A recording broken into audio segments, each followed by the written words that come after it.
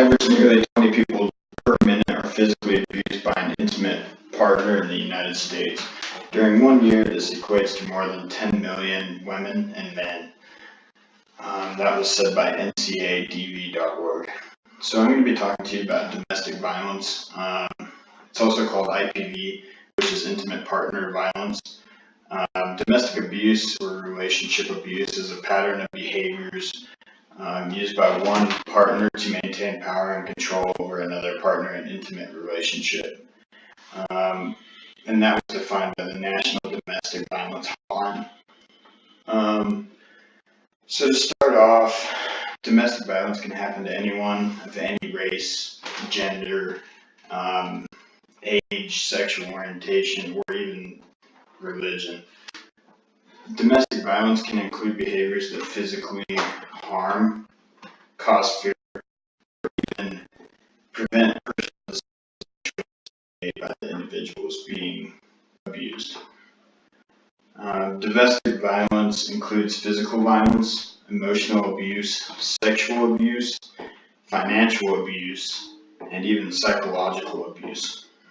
So, physical violence, which is the most recognized form of domestic violence by family, involves the use of force against the victim, causing injury, even if it's a small injury, such as like a contusion on the arm or a black eye or something like that. It's a lot more noticeable than, let's say, emotional abuse, which is classified as insults, humiliation, or so persistent it causes absolute destruction of the victim's self-worth. Sexual abuse is pretty self-explanatory, including assault and rape. However, harassment, such as touching without permission, and other behaviors like being forced to having an abortion, is considered sexual abuse. Financial abuse is the hardest form to spot, being an outsider to the relationship. If the husband won't allow the wife to attend school or further education because her job is in the kitchen or doing his laundry, that is technically financial abuse. That would basically make it so she or the partners have joint accounts. One has access to the money, so let's say the guy has the access to the money, the lady has to go and ask for X amount of money for a good or service, which is, not realistic, I don't think, but it happens, which is terrible. The last classification of domestic violence is psychological abuse, and it is best explained by as any threat or behavior that causes fear in an individual over several instances. Things like not being able to do simple adult tasks like leaving the house to go to the store without permission, and then the other person in the relationship threatening some sort of backlash on that individual if they go without the permission, such as like blackmail, or let's say that they're going to go talk to the family member about something they did. So to carry on, there's a quote by NCADV.org, and it says, physical, mental, sexual, and reproductive health effects have been linked with intimate partner violence, including adolescent pregnancy, unintended pregnancy in general, miscarriage, stillbirth, injury, hemorrhage, nutritional deficiency, abnormal or abdominal pain, and other gastrointestinal problems, neurological disorders, chronic pain, disability, anxiety, and post-traumatic stress disorder, as well as non-communicable diseases such as hypertension, cancer, and cardiovascular diseases. Victims of domestic violence are also at higher risk for developing addictions to alcohol, tobacco, or drugs. So the laws are very concrete about the domestic violence offenders.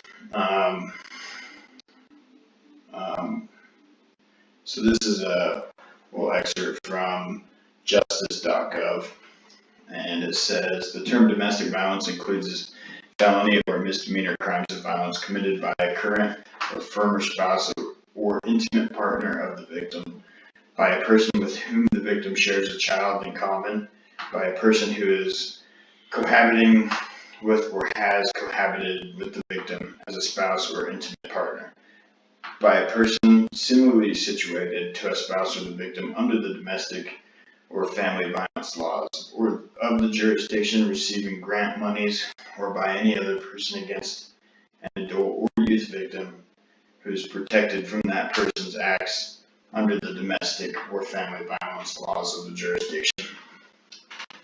So I just wanted to kind of dive into like what you would do if you were experiencing or observing a case of domestic violence. The police should be contacted immediately.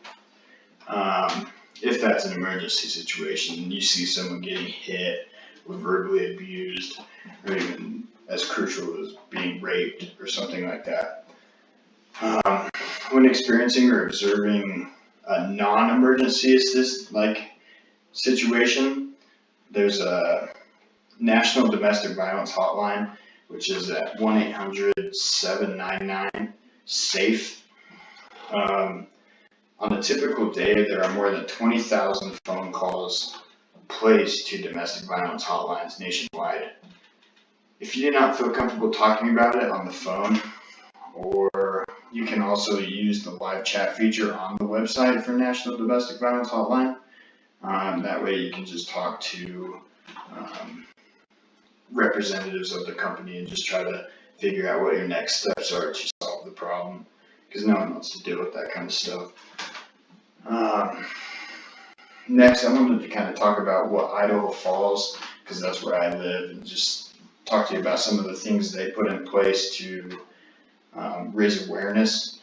So it's a pretty awesome nonprofit organization named Awareness and Assistance Center for Domestic Violence and Sexual Assaults, and it's located at 1050 Memorial Drive.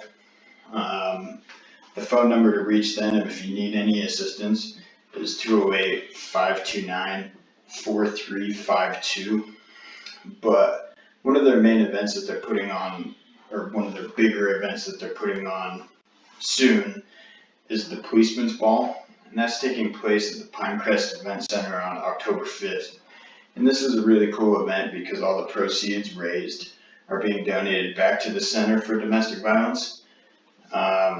These proceeds will help the organization raise awareness throughout the community and help fund the upcoming events for the public, or if any of the victims need help with anything, they'll be willing to fork out the money and push them in the right direction they need to be.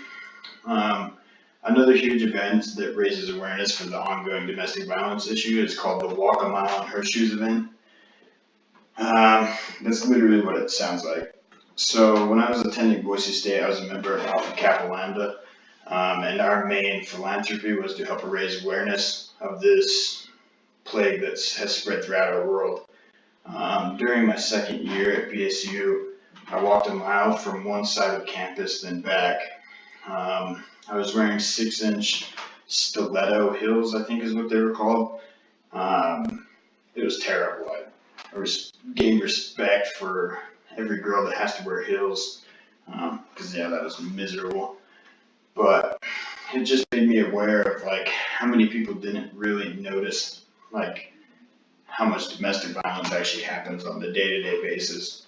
And a lot of people would ask us about it, and we'd have to tell them some statistical evidence of why and what's been going on in the world, mainly in the United States, based on physical and sexual abuse. So another thing is substance abuse has a big correlation with domestic violence. So I have a quote here from the Department of Justice, and it says, they have found 61% of domestic violence offenders also have substance abuse problems, and that's from addictionblog.org.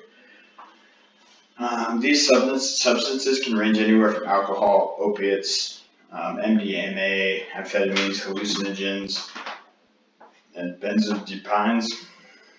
benzodiazepines, and that's like Xanax or other prescription drugs. So in all, to conclude, I'd like to tell you, take a second, and for all of you to take a second and arrange your schedules to allow time to attend the police officer ball on October 5th. Like I said before, all proceeds help the Center for Domestic Violence raise awareness and help push, excuse me, and help push the events to raise awareness for domestic violence and make sure that that's not happening in our communities here. Like, I don't know, it's a huge problem in the United States.